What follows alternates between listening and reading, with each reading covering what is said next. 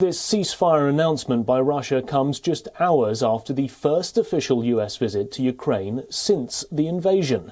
The US Secretary of State Antony Blinken and Defense Secretary Lloyd Austin travelled to Kyiv to hold a meeting with the Ukrainian president and with other officials there. They are the highest level US officials to have visited the country since February the 24th. The meeting lasted nearly 3 hours, overrunning an allotted time of 90 minutes. The United States believes Ukraine can win the war against Russia if it has the right equipment. Apart from financial and military assistance, the United States promised on Monday to reopen its embassy in Kyiv by next week.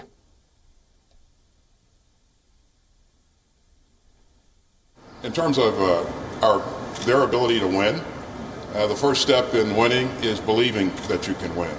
And so they believe that we can win.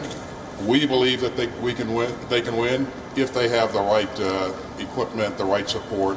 And we're going to do everything we can, continue to do everything we can to ensure that that gets through. Hear you over the sound. Part of our commitment going forward involves a number of things that I was able to share with President Zelensky yesterday, including the return of American diplomats to Ukraine starting next week, including President Biden's intent to nominate a new ambassador to Ukraine, Ambassador Bridget Brink, currently ambassador, someone I've served with for a long time, deeply experienced in the region, will be a very strong representative for the United States in Ukraine. The US has been a leading donor of finance and weaponry to Ukraine and is also a key sponsor of sanctions targeting Russia. The United States and NATO allies have shown growing readiness to supply heavier equipment and more advanced weapon systems. Britain has promised to send military vehicles and is considering supplying British tanks to Poland to free up Warsaw's Russian-designed T-72s for Ukraine.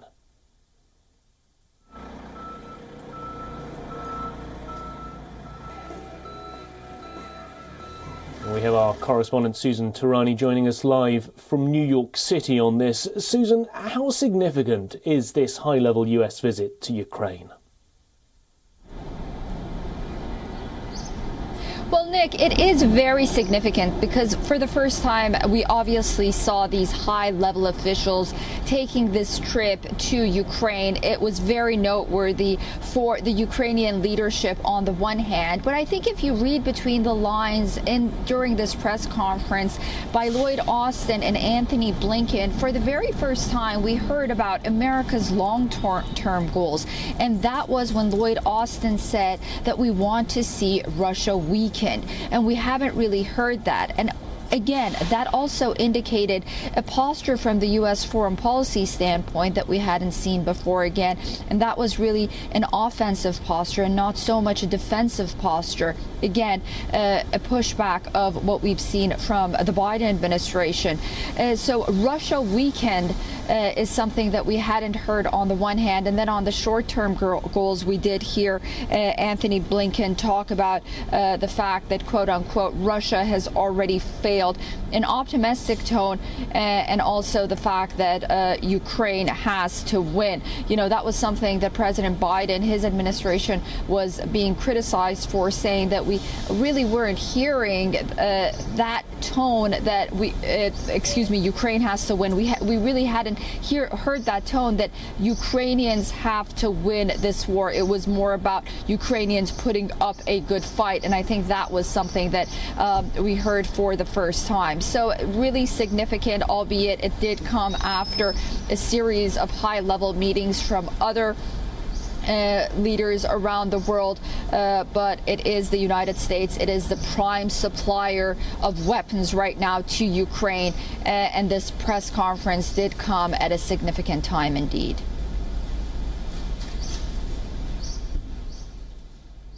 And Susan, the United States is promising, as you mentioned, more assistance to Ukraine. What more can we expect, considering it has already supplied a huge amount of military hardware to the country?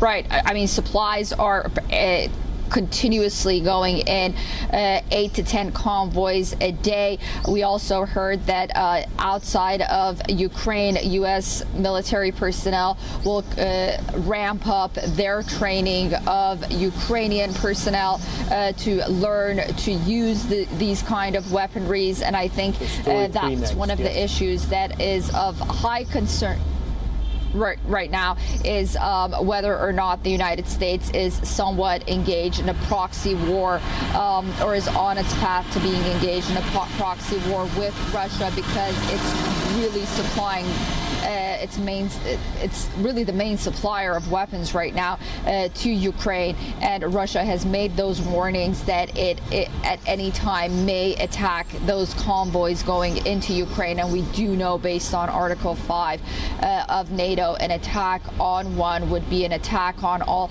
So it's a very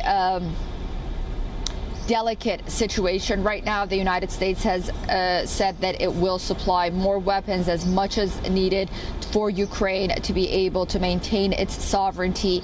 It said that it will ramp up sanctions against Russia as much as possible. And I think one of those reasons is there was an alarm coming in recent days by Russian military officials, saying that because they want to launch that major offensive in the Donbass region, they were afraid that, ongoing attacks over there, if they were to get that region, then it would probably go into regions close to Moldova, and Russia may have other ambitions in Europe. So I think that's why, these weapons will continue going in. Thank you very much, Susan. That was Susan Tarani joining us live from New York City.